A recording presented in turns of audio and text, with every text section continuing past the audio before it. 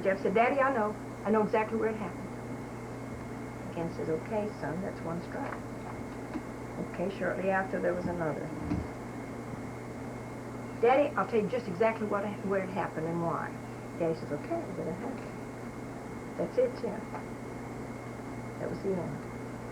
Now, at that time, he was either too young or too tempted. That's when the parent guidance came in and used authority to conform to what had to be. There were many instances, not many, but several critical instances where the boys wanted to, particularly the older son, wanted to rebel in some of the laws of the land. And we would say to him, this is the law. We also, in one particular instance, we said we don't agree with it. But you're living in this country, you're taking its privileges. Now what you must do, we must work to change the law. But as long as it's the law of the land, you must abide by it. I hope that brings out a little bit now what conformity would be. Now, as parents or as teachers, I guess that's the thing we must study very deeply, of when to use authority and explain the conformity that they must adhere to, or where we put it back to the individual for self-discipline. And then on Ken as a boy now, I think I've told something of his story that Mrs. Johnson took him when he was 9. And unfortunately, Ken didn't do the naughty things around Fairhope, except in one instance. He did steal, and he was caught. But anything, because he was homeless, anything that went wrong in town, he was blamed. And if I didn't tell this story, so they had a council meeting that particular night, and they voted to have Ken sent to what they call East Lake, which was a reformatory, to get rid of the child. And Mrs. Johnson heard it the next day. I might be repeating the story. And she went to the mayor and she said, I want to take the child. And she was told, now this is ridiculous. He's a little no count. He should be gotten out of town. And you're too busy a woman. You're too important to be burdened with such a situation. She said, there is no such thing as a bad child. It's the environment. I know the background of the child. I've heard something of him. I've never seen him. I want the child. This will take him. So Ken was taken and put into the school home, where, of course, Mrs. Johnson was living. Shortly after he came, there was a $10 bill missing. And boy, did that group, the teachers, the secretary, said, okay, this is your first trouble now. Here we've got a little thief. So under pressure, Aunt Meg told me this some years later, she accused him. She didn't want to, but she accused him. He denied it. That upset her, because she was pretty sure that he had taken $10. Within a day or two later, she found the $10. She used it as a bookmark in something she was reading. She called it in, she told him, and she said, and I apologize deeply. And I want you to have the $10. Because he remembered that very vividly. I happened to have an encounter with a mother this morning that she had made what I consider a mistake. She let the son suffer with a mistake that was her mistake and was not brave enough to apologize to him and say, I made the mistake. So after talking to her this morning, she said, I shall go home this afternoon and write that and thank him on that. Then with Ken, too, he was coming back. He told this story on himself. Mrs. Johnson didn't tell it on him. He was coming back from a boys' camp, which he went every summer to wonderful camps. And in getting off the train, in those days you had to go to Mobile by boat and catch the trains and go east or wherever. And the white, beautiful blanket on the Pullman was such a temptation. And he saw there were plenty of them, so he just put one in his suitcase.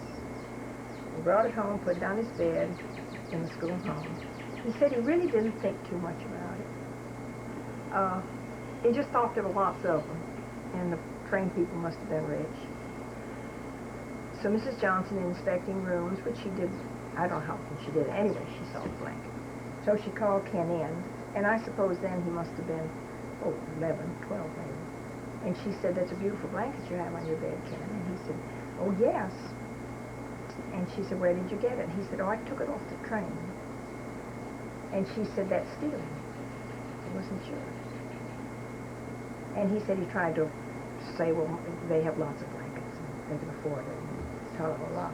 She said, "Here is boat fare, and you catch the first boat back to Mobile, and you go to the station, you take the blanket, and you apologize."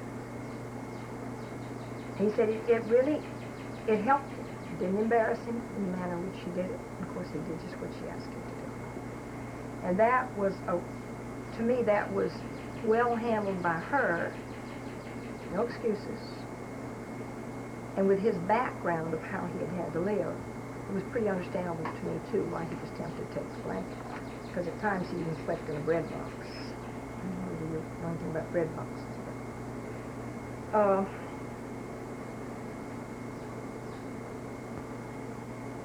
I'm curious, were you a student of the school at that time also, when he was 11 or 12? Were you?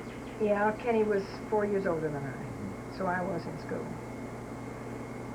Now, then when you come, these are personal things, individual things, but then when you come to teaching and you have a group, of which I did a lot in my studio, I definitely believed in group teaching and insisted on groups. And in order to do the kind of teaching, I'm glad I had to do it. They were not chronologically aged, especially on Saturdays. It was open house, and there were football boys here and preschool kids. Everybody could do what they wanted. It was very creative. But sometimes in the night classes, they were grouped more according to age, and there were what we call harmony and theory classes. And of course, they're just what they say. Harmony is a mathematical approach to music, and it's a fixed thing, and then theory is, again, just what it says. In order to do these groups, and I had them from the parochial schools, from the Foley Public School, the local public school, and the organic school. It's very interesting to me of the difference in what I got from them. And you would get a very precocious child in the group, frequently. And this is what you get in your classrooms. And so many, unfortunately, I feel so many teachers, either through fatigue, lack of understanding, feel that the precocious child, what we term, a lot of them hyper, is the bad child, is the difficult child. If I could just get that child out of my room. Those children so often tend to be our real leaders. They generally have the inquisitive, active minds and abilities. And the way I found, even with my group here, if a teacher was well prepared and ahead of the group, all that child needs, I think in any situation, is added activity related to their development, which is quite a challenge. But I saw that demonstrated over and over again. In fact, I'd be called up on the campus and saying we're having a difficult time, particularly at adolescence and junior high age, that develops so frequently. They are children to be nurtured and kept in the schools. And activity from the time of preschool, even babies, if you get their attention directed, the little infants, directed from the thing that is objectionable, through activity, direction, it always solves the problem. Particularly if they really realize that you care, that you're not doing it for your convenience. Children are so much more perceptive than we give them the ability to be. They know whether you really care or whether it's because of your own selfishness of what you're doing within a group. I think I told the story about the child that got spanked. I think I told that. And see, there again, instead of Mrs. Johnson being critical of that, she, when the own teacher's trained, said, "Oh, but da-da-da-da," and Mrs. Johnson said, "Good, but what you did wrong was," and then she pointed out the direction of that child should, or the attention of that child and the activity of that child should have been redirected. Teachers can throw up their hands in horror and say, we don't have time to do that.